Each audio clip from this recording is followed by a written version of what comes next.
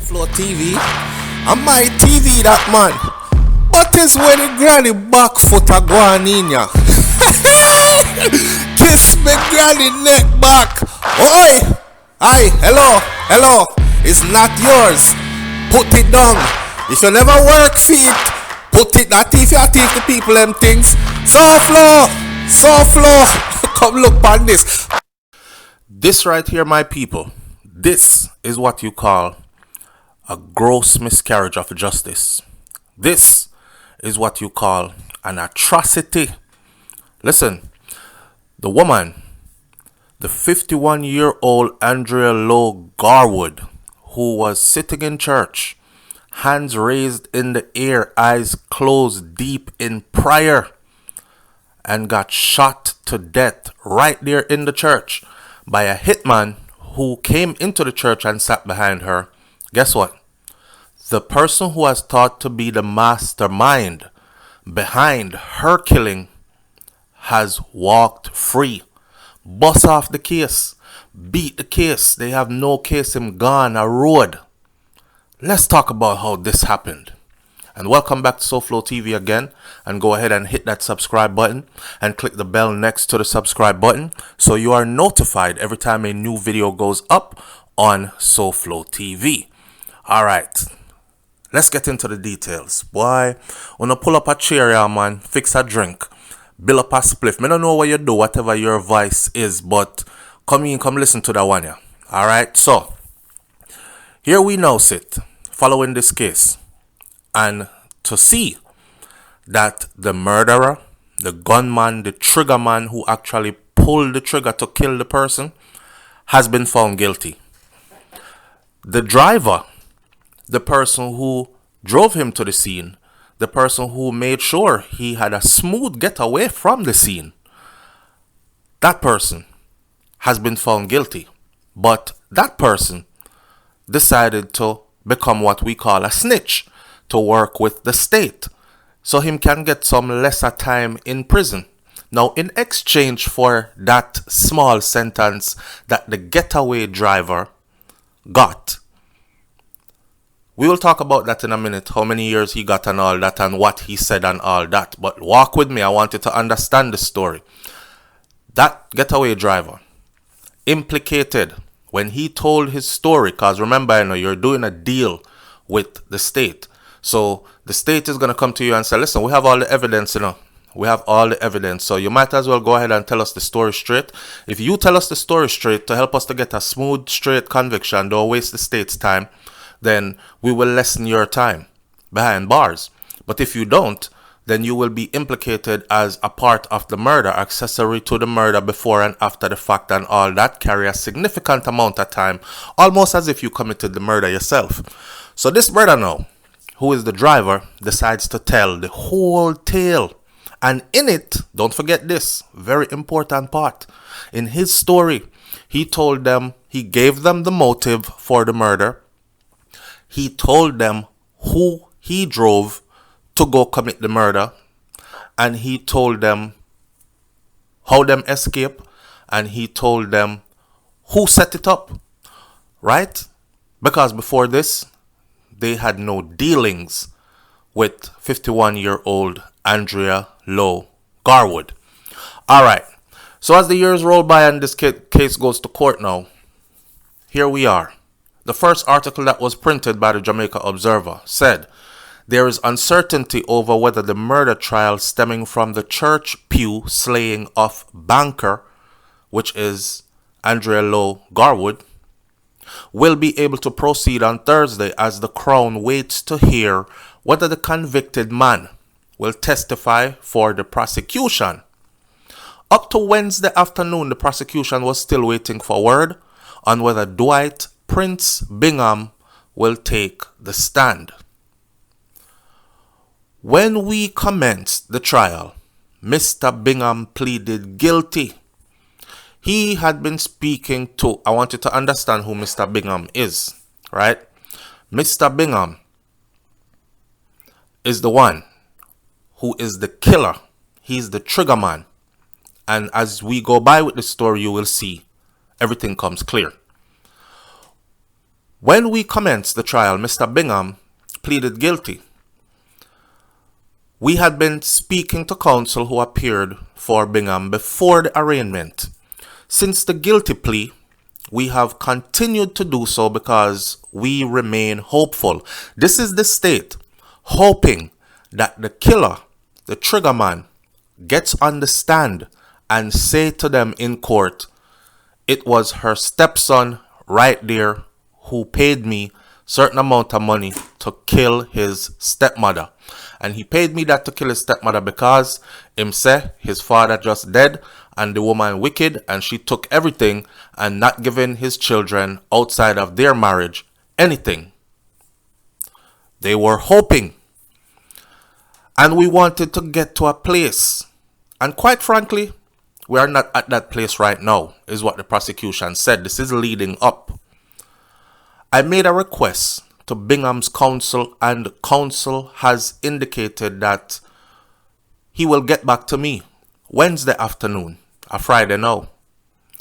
It is with that in mind, to borrow a phrase from you, my lord, come tomorrow, it will be eggs or young ones. Last Monday, Bingham, who's the shooter, pleaded guilty to pumping 4 shots, 4 bullets, into 51-year-old Andrea Lowe Garwood as she worshipped inside the Agape Christian Fellowship Church in Falmouth, Trelawney on Sunday, January 31st of 2021. He will be sentenced on July 25th, but they need to put away the mastermind. Bingham's testimony is now vital to the case against Lowe Garwood's stepson, Javon Janoy Garwood, who has been accused of paying for this hit. Come on now, there must be a motive, right? So they have a motive, and the motive is that he's accused. So the motive is he would have paid them to kill her because their father's dead left stuff. So he has pleaded not guilty to murder and accessory to murder before the fact. Now on Wednesday, the court heard evidence from Lowe Garwood's son, not our stepson, this is her blood son, Andre Williams, who identified her body at the funeral home. Testimony was also provided by Corporal Alwyn Robinson, who was part of the team that first arrived at the murder scene. Robinson told the court that when he arrived at the church, he saw Lowe Garwood on the floor, 4 spent shells that were close to her body. He also said that 2 individuals at the scene gave him 2 cell phones. In earlier trials, testimony was presented that the shooter's cell phone fell from him as he fled the scene after killing this woman. That is one of the ways how they got a hold of who this was. As he was abandoning the scene, he left his cell phone. Now, after shooting her, you know, the church people trying to be good people. So when her son came on the scene to identify his mom laying there in the church dead, somebody picked up the 2 phones because they thought both phones fell from her and they gave them to him. Now, he in turn turned that phone over to the police and they realized that that phone belonged to that individual who was described as an individual that was seen fleeing the scene of the shooting. Telling you how them get to them, you know. Now, about 10:37 a.m., I saw a crowd gathered at the Agape Christian Fellowship Church. Persons were there signaling us to stop. The driver immediately stopped and I alighted as a technical manner. In entering the church, I saw the lady laying on her back, clad in a purple dress.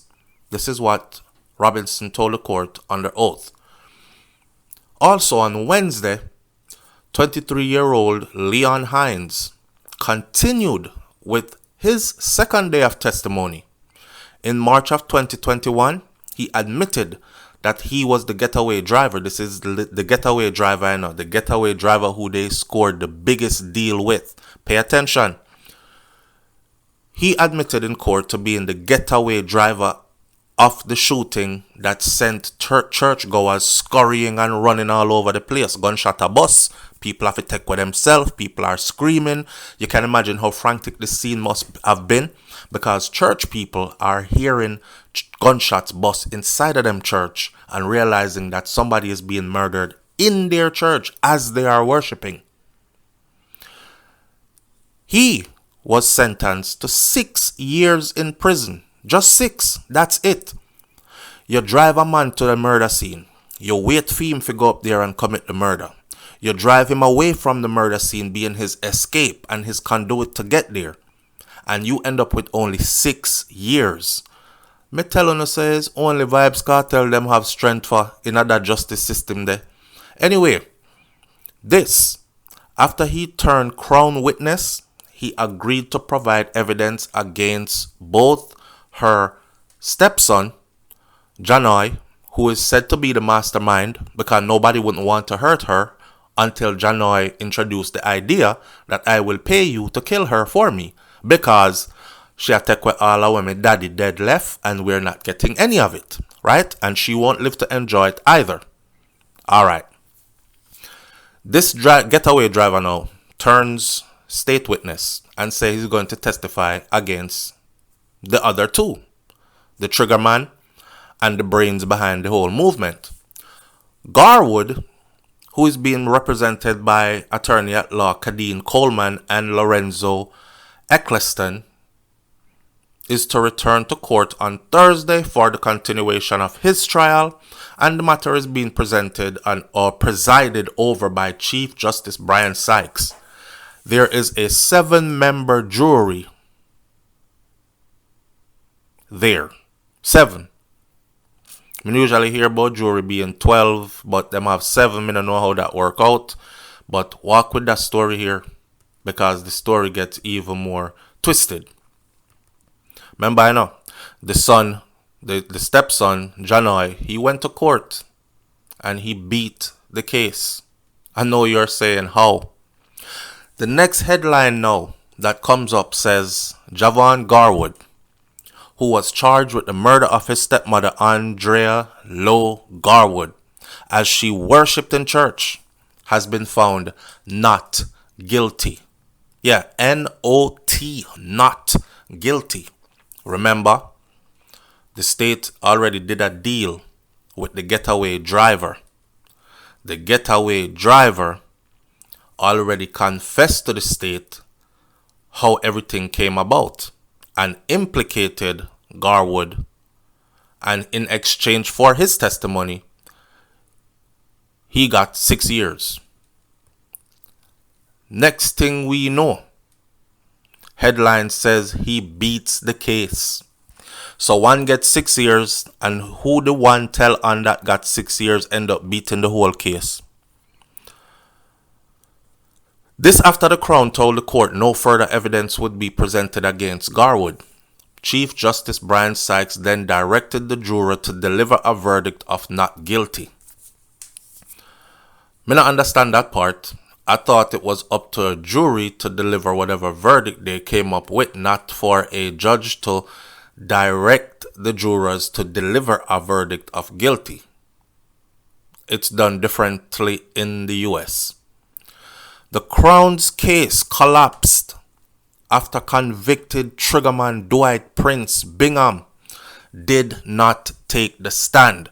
So the Crown was there, the prosecution was there, relying solely on and waiting on the actual triggerman now to back up the story of the man who was the getaway driver, to say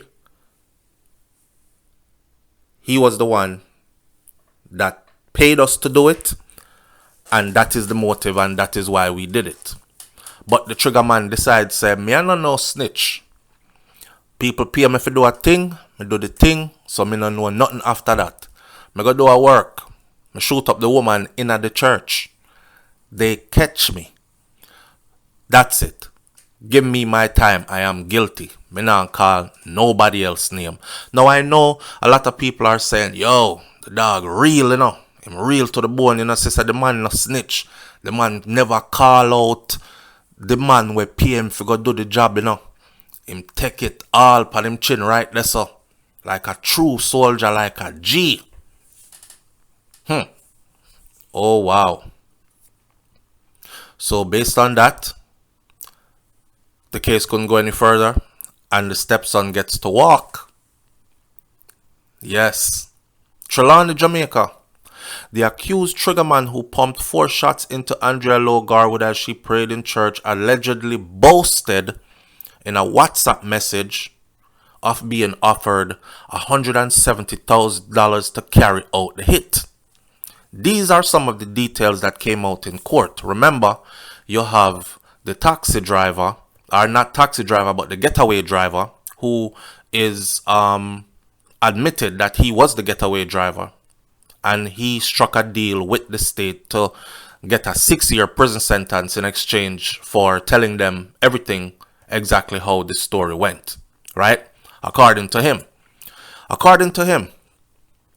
the details came out Tuesday. On the first day of the murder trial of Javon Garwood, this is the one who they really wanted, because where's the motive to kill this lady? This is her stepson. Remember, she wasn't supposed to live to enjoy any of the stuff with them father dead left, right? Okay. First day of film trial, the man accused of hiring the hitman. Garwood is the stepson of the slain woman. In his testimony, witness for the Crown, Leon Hines, who was the driver, said that in January of 2021, he received a WhatsApp message from Dwight Prince, pardon me sneeze, Dwight Prince Bingham. Remember, you know, Bingham turned out to be the trigger man, and Bingham has also admitted that he is the trigger man. This is the testimony from the taxi driver. Taxi driver said him get a WhatsApp message from Bingham, Dwight Prince Bingham. And the message from the WhatsApp message, it shows a picture of a stash of money, $1,000 bills. He then told the court that in response to his request for an explanation, because I'ma ask Bingham, yo, where you get all of that money there from, dog? Where you get all that money from? So he asked Bingham, inquiring where you get the money from. Bingham now, who is also a construction worker, told him that he got paid $170,000 from Garwood for a piece of work. A piece of work. Remember, Garwood, Javon Garwood, is the stepson of the lady that was gunned down in the church. Hines, who is the driver, explained that he interpreted that comment to mean that the money was payment for some construction work that was supposed to be done at Garwood's house in Rose Heights in St. James. Him say I saw him interpret it. Him never say it was for a murder. But who is going to say a man pay me $170,000 for a piece of murder? Or for slap where him stepmother? The man a go say a piece of work, right? But because he's a construction worker, he automatically interpret it as, well, him a go do some work up at the people them house and they're gonna pay him that money. Hines told the court that Garwood, who he refers to as Janoi, tried to frame him for taking out the hit. So the person who actually took out the hit, according to the taxi driver, turned around and tried to frame me, the taxi driver, and says me is the one that take out the hit. Hines, the taxi driver, now claims that a female cop actually informed him of the accusation, and he believes the female cop. Female cop come snitch and say, yo, they must set you up, you know. Yeah, our stepson, the one where you say, get to know together if you do this hit, him is saying that is you do the hit, and him not have nothing to do with this. So you're going to be framed for the hit. I guess this is when he said, you know what?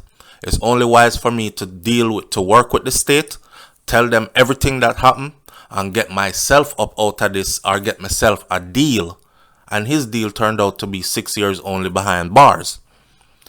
Hines claimed that the female officer told him that and he believed her. So in March 2021, 23-year-old Getaway driver Hines, who admitted that he was the Getaway driver at the time of the shooting that sent churchgoers scurrying for cover, he was sentenced to 6 years. This after he turned Crown witness and agreed to provide evidence against both his co-accused. Last week, the triggerman Bingham, he also pled guilty, and he will be sentenced, like I said before, on the 25th of July.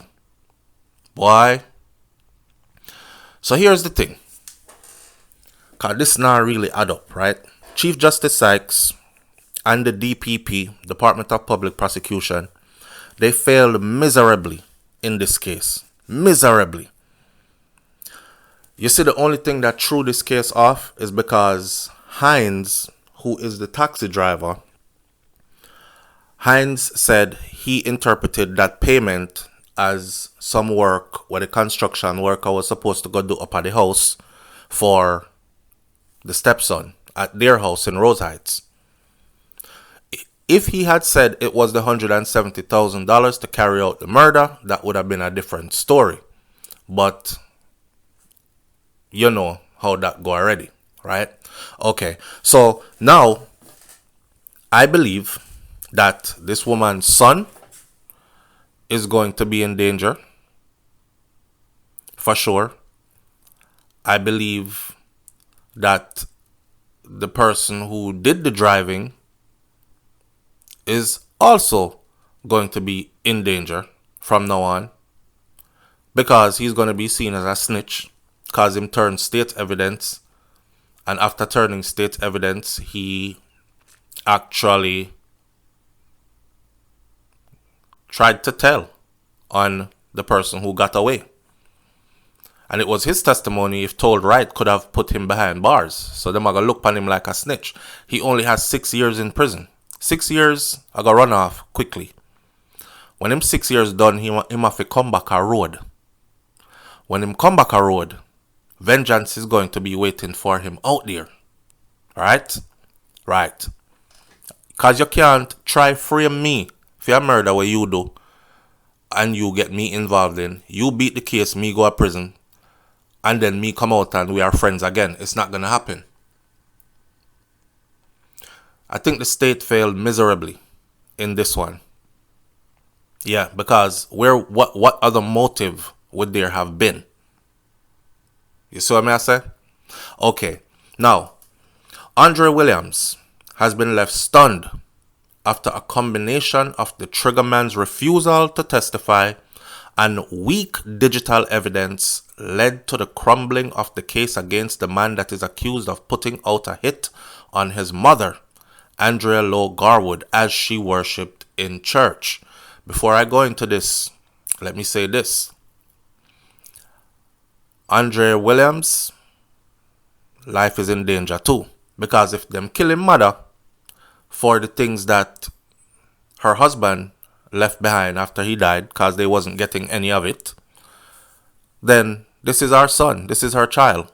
He's the one that stood to inherit all of what was left behind. So now that she is dead and he has inherited such, they're probably going to come after him too. Him not live to enjoy it neither. Tell me if it makes sense or not. Right. So according to the Jamaica Observer again, let's get into his interview after the so-called or suspected mastermind walks free. Alright, so Andre Williams has been left stunned after a combination of the triggerman's refusal to testify and weak digital evidence led to the crumbling of the case against the man accused of putting out a hit on his mother, Andrea Lowe Garwood, as she worshipped in church. Javon Garwood, the slain woman's stepson, left the Trelawney Circuit Court a free man Thursday afternoon, free as a bird. Spread your wings and fly away free. Her son says, I was not prepared for this. To be honest, I don't even know what to say to you. I don't have anything to say at this moment. This is what he told the Jamaica Observer during a telephone call as the accused walked free. Now, a day earlier, he had made it clear that he took little comfort in previous convictions of the getaway driver and the triggerman. He just wanted the man that is accused of being the mastermind behind this, in his mother's death, to be punished. That's exactly the person who got free, walked away, beat the case. He said, anybody can pull a trigger. Anybody can drive a car. But where is the motive? This is a smart young man. He said, where's the motive? These two persons who pleaded guilty, they don't know my mother. I have never seen them in my life. There is no connection to Andrea Lowe Garwood and them. So where is the motive? Where is the connection? Williams asked Wednesday before breaking down in tears. And to tell you the truth, people, he makes perfect sense. The man said, never see them people here before. They don't know his mom don't know them. Something connected them to her. Somebody wanted her dead and used them to do it. Who is that person? Because that is the person who he will take comfort in knowing that they are convicted once they got convicted. That person was suspected to be or alleged to be her stepson. Now on Thursday, the prosecutor told the court that for more than 2 years, they have tried to get Dwight Bingham, the gunman who admitted to pumping 4 shots into Lowe Garwood, to take the stand. The state has been pushing, the prosecution rather has been pushing for 2 years to try to get him to get on the stand and say, this is the person where orchestrated it. They even offered him a plea deal. Just like they offered a plea deal to the driver.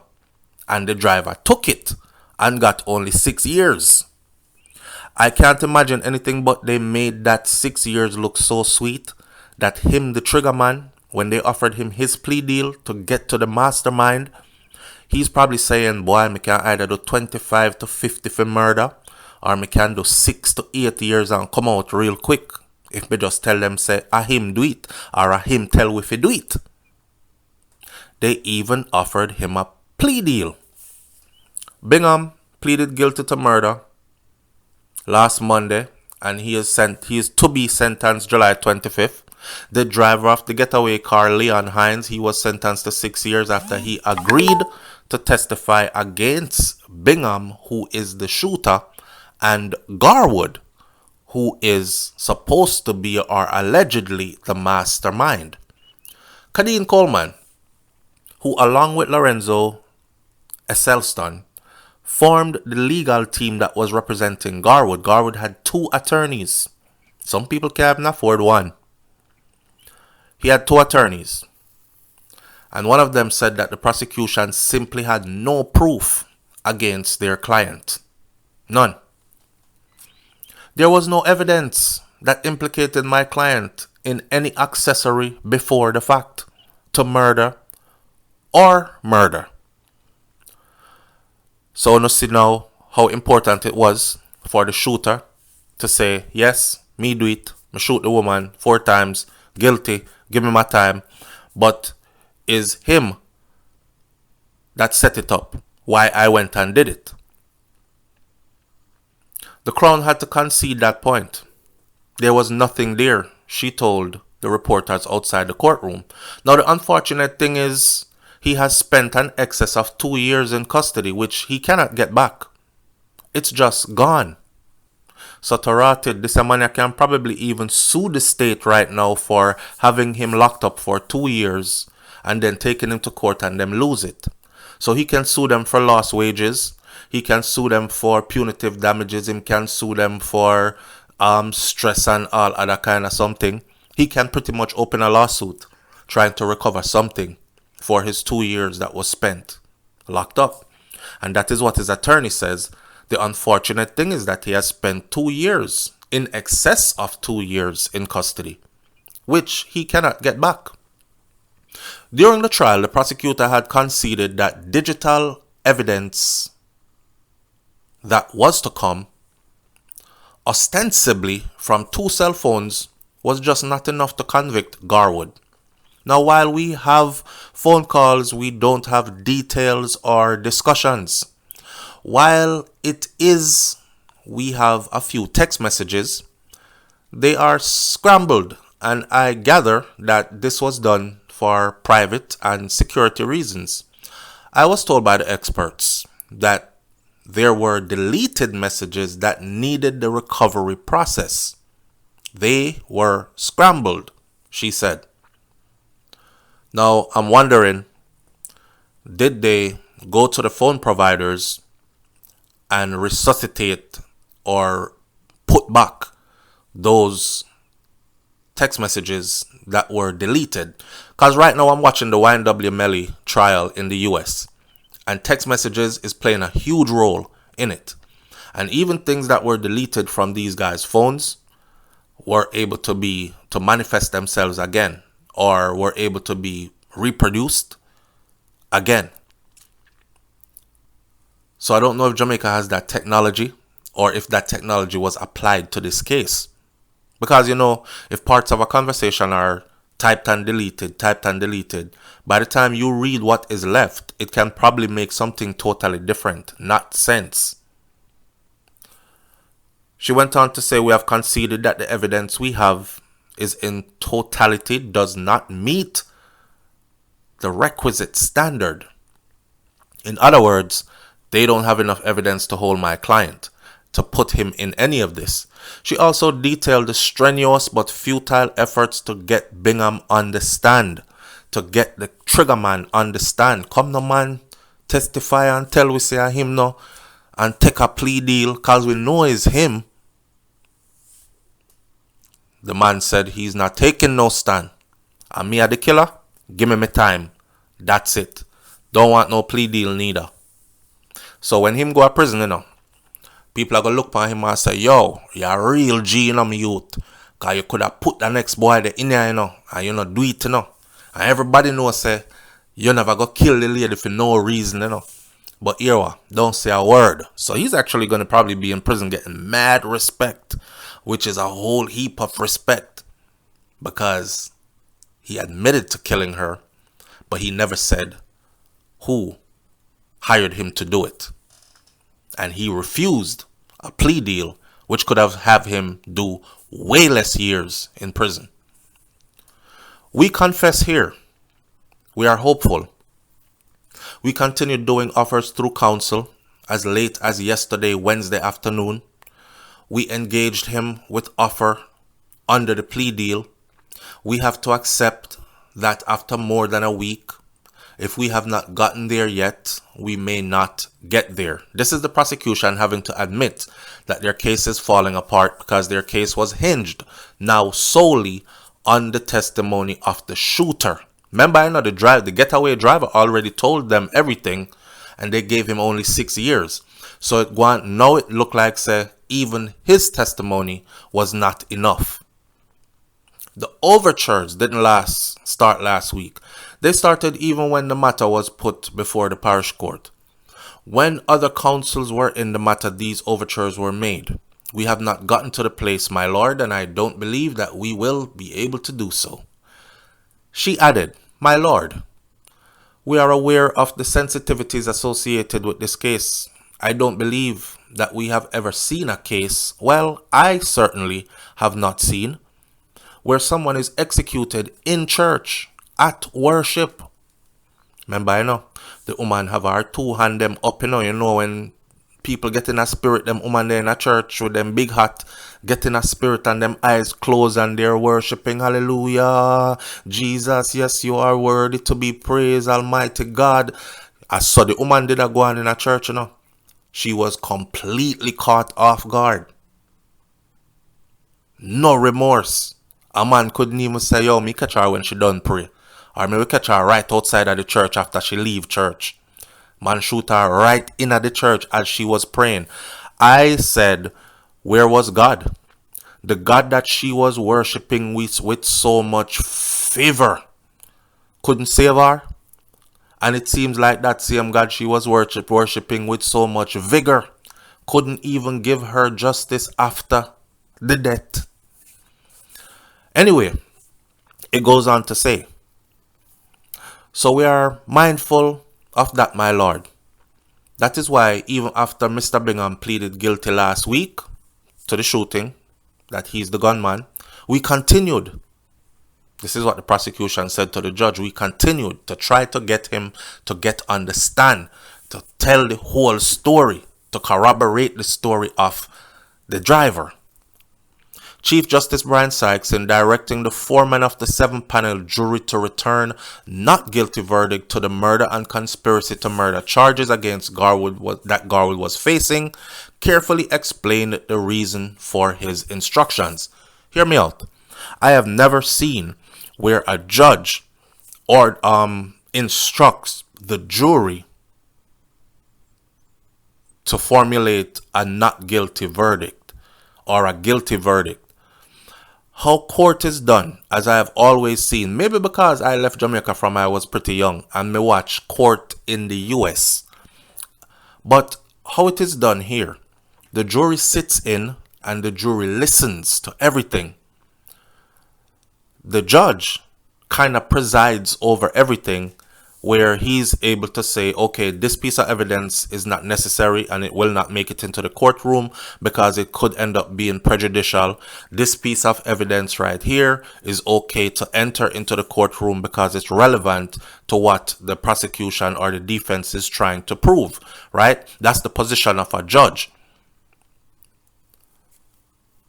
The jury, their job is to sit there and use their intelligence and soak up everything so they get a full picture in their minds.